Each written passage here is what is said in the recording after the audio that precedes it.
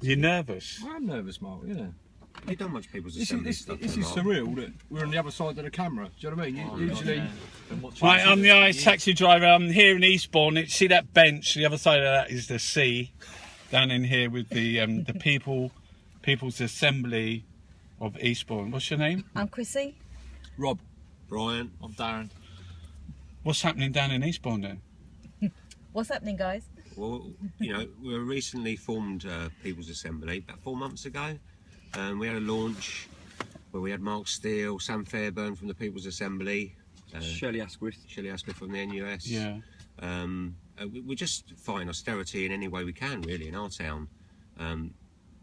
We've had a few actions, haven't we, over the last few months. Tax credits, protests, regular protests in the town centre. I mean, this is Tory heartland. How do the local people feel about you turning up with your banners and?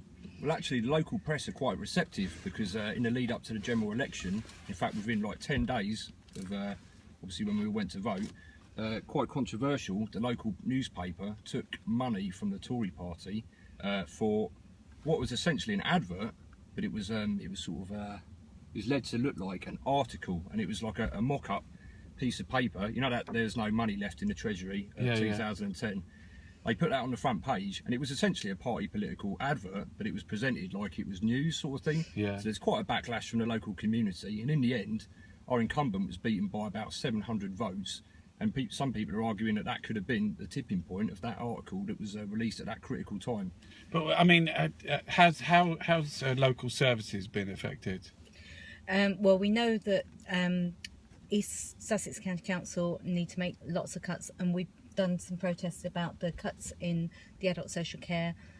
We know that they've already cut 28 million from the adult social care budget in East Sussex, and the in the next term they've got, or I think up to 2017, they need to cut another 40 million from the budget. 40 million? Yeah. 90 million. That's just on adult social care. That's just in adult social care, yeah. 90 million in total. Because we saw that this week where blind and partially sighted people, I don't know whether you saw that, it was a report by Age UK. I mean, that's a massive impact, because this is quite a, I mean, am I wrong in saying Eastbourne's got a lot of pensioners, elderly people? Yeah, that's right. And the demographic is that way, isn't it? Yeah. There was even a joke in Red Dwarf, and they said, because the Eskimos eat their grandparents, there is no Eskimo word for Eastbourne. No, that's not entirely accurate. That's not entirely accurate. There's a lot of young people here as well, typically sort of like private school, sort of higher education. Obviously, there's a lot of state schools. The whole academy and free school scene is sort of creeping in over here as well. But you was pointing out that that building over there is shut down, and you think there's homeless people living in that building. We know for a fact that there are homeless people living in there. Cause as I was saying to you, Mark, there's a local fellow who runs the outreach centre, who's firmly established in sort of in the helping of vulnerable people in this community. He's referred to by the council, the DWP. Who else uses him? I mean, do you have food banks like everywhere else? Yeah, I do, and I've got a little food factoid. Sorry guys, I've got a little factoid about that actually. I don't have the statistics from 2015. But in 2014, almost 9,000 individual users went to our local food bank, which is absolutely shocking. You can only assume that obviously with deepening austerity, it would be more last year. But I can get back to you with that figure. It's been a dramatic rise over the last 5 years, food bank use in this town. Hugely dramatic.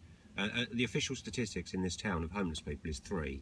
And yet, if you were to take 10 minutes walking around the town, you'd realise very quickly it's a lot higher number than that. Huge amount. The official statistic is 3.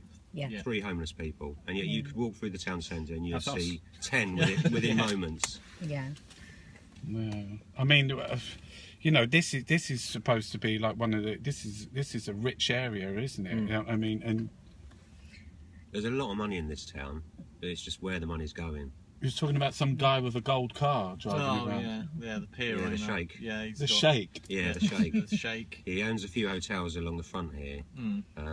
He's investing his money in a few different areas. There's a bit of consternation in the town, isn't there, about him? People can't quite make their mind up. David Cameron gave him £2 million to build a pier or something. Not necessarily to him, Not it was to build awarded the to Yeah, the it was a town. grant to the town for. And how are they getting on with building that?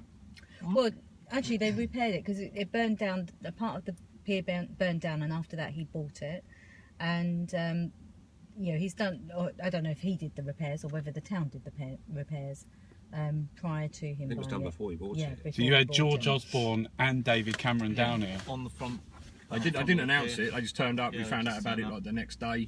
What would Obviously, you we'd have been done there. if you had known about it? We would have gone there and given them some constructive feedback about the Tory party, austerity. I mean, the impacts of austerity, when you look at like this week alone, it's just like every single day, like cuts to maintenance grants to poorer children, to poorer students, you know, nurses' bursaries, you know, every single day there's another Tory policy. Next week it's 30% cut on ESA for sick and disabled people.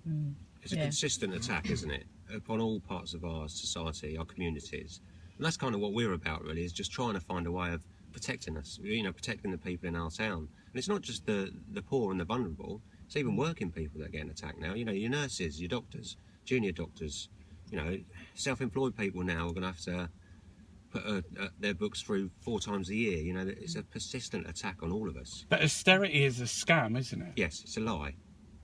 Yeah, it's a The big need lie. for it is a lie, absolutely. Because I mean, look at this morning. What happened with Google? You know, 130 million for 10 years. They reckon it's tens of billions, and they've done a sweetheart deal with HMRC. Mark, can I ask you a question? Yeah. Why don't we talk about Keynesian economics anymore? What's Keynesian economics? State stimulus. So essentially, my understanding is like Corbynomics, if you like. So it's the government investing money, essentially borrowing money if you haven't got the money, but investing in things that we need: hospitals, schools, skills, people, obviously apprenticeships and what have you. Do you know what I mean? Because in real terms, that's how you grow an economy. I mean, the idea of sort of like investing and things like that. How I see it is, as a, you know, you've got 2 economies. You've got the corporation things, but we've got money that's collected in taxes, which should be there to pay for schools, pay for hospitals. Amen. You know, and that's the end of it. The problem is the other economy, the corporations. They want that money because it's massive. It's £1.5 trillion every year, And they're getting every it. single year. They want the money that's collected in taxes, and that's the big problem. Yeah, and they're getting it. Yeah. You know, through the privatisation of the NHS, etc. That you know, they're being handed it on a plate. Private I mean- landlords. I mean, And- if you, you look at the money collected in taxes. They announced 178 billion for war. So where's that coming from, Mark? You reckon? Money collected in taxes. Oh, really? So that Yeah, would be but more that's going towards, like, you know, aircraft and things that it gets siphoned off. That's on British Steel. PFI deals.